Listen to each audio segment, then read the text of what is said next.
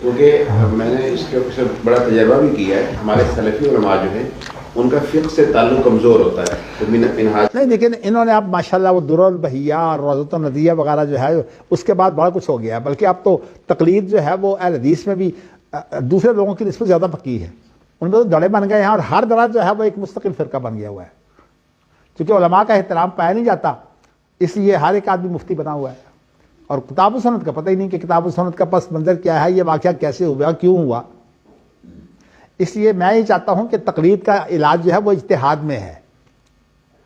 تقلید کا علاج جو ہے وہ دھڑے بندی میں نہیں ہے، شخصیت پرستی میں نہیں ہے. ہم نے شخصیت پرستی اختیار کر لی اور دھڑے فرقہ بن گئے. اور دوسری وجہ یہ بھی ہے کہ تقلید کا علاج جو ہے وہ اجتہاد میں ہے. اس کو ذرا کھول دیں گے. نہیں، تقلید کا الٹ ہے کیا؟ نہیں، اس لیے سارے حدیث تو مجتہد بن گئے ہیں. نہیں، آپ کو بتاؤں، دیکھیے مجتہد کی وہ اصطلاح جو آپ کہہ رہے ہیں نا کہ سوال اصل یہ پیدا ہوگا کہ کیا کسی کی بات سن کر اس پر عمل کرنا جائز ہے کہ نہیں، اس کو تقلید کہتے ہیں کہ نہیں. اس میں صرف اصطلاح کا فرق ہے. ورنہ ہو تو یہی رہا.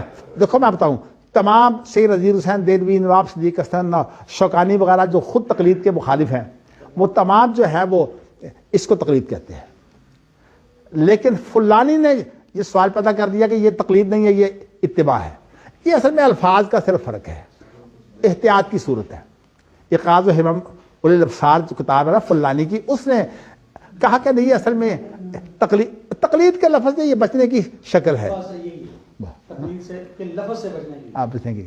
لیکن آپ کو بتاؤں کہ ویسے اگر آپ کہیں تو کوئی آدمی بھی جو ہے وہ مثلا آپ مجھ سے، آپ نے شاید چند روز پہلے مجھ سے ایک مسئلہ پوچھا تھا، آپ تھے یا کوئی اور تھا، اس نے کہا جی مجھے یہ آپ نے پوچھا تھا، آپ نے مسئلہ مجھ سے پوچھا تھا ٹیلی فون پر.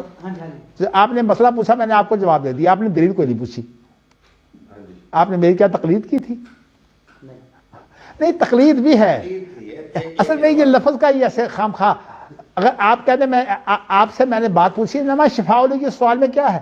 نہیں، دوسرا مسئلہ سر یہ ہے کہ آپ کے زیادہ جو سائے ہوتے ہیں ان کو تو دلیل سمجھائیں بھی تو سمجھ نہیں آ سکتی نا. جا ان کی استطاعت ہی نہیں ہے دلیل سمجھنے. دیکھیے ان کو تو انداز ہے، پتہ نہیں کہ دلیل ہوتی کیسے ہے. دلیل بتائیں گے تو وہ اور الجھ جاتے ہیں. جا اچھا، ابن اعظم نے جو تقلید کا شدید دشمن ہے، اس نے کہا ہے کہ جو ایک آدمی بالکل ان پڑھ ہے اس کے لیے یہ بھی جو ہے وہ تحقیق ہے کہ وہ عالم کی بات کو صرف سمجھ لے کہ عالم کیا کیا رہا ہے.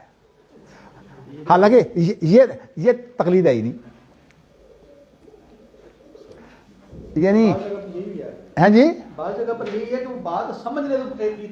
آپ کو یہ بتاؤں کہ عام آدمی تو بات کو نہیں سمجھتا.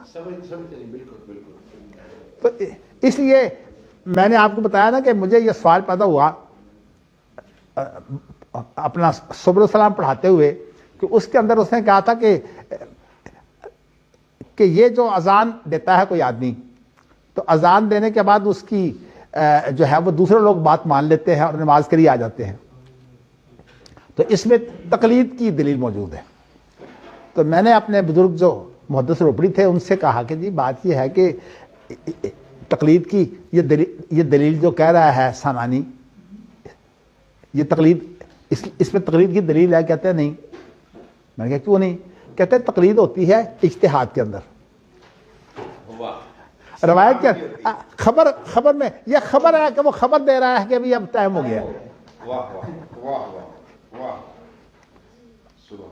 تو اصل میں بات یہ استاد کے پاس بیٹھ کر جو باتیں ہوتی ہیں نا، تو اس لیے تقلید کا حل بھی اجتہاد میں ہے. ہمارے اہل حدیثوں کو جو ہے وہ اجتہاد کی محنت کرنی چاہیے. لہٰذا جو عالم کی باتیں مانتے ہیں تو اس لیے تقلید نہیں کو مجتہد نہیں ہوتا. جی، اس لیے فَاسْأَلُوا أَهْلَ الذِّكْرِ إِن كُنتُمْ لَا تَعْلَمُونَ دو جگہ آیا ہے. ایک جگہ پر بالبینات والزبر نہیں ہے سورۃ انبیاء میں. انما شفاء یہ سوال میں کیا ہے؟ کیا مطلب ہے کہ نہیں، اصل میں آپ کو بتاؤں کہ یہ چیزیں جو ہیں یہ میں چاہتا ہوں کم از کم اہل حدیثوں میں جو افراد تفرید پیدا ہو رہا ہے نا، اور فرقہ بندی جو شدید ہو رہی ہے، اصل میں فرقہ بندی جو ہے یہ صرف شخصیت پرستی اور یہ اپنے دھڑے کی.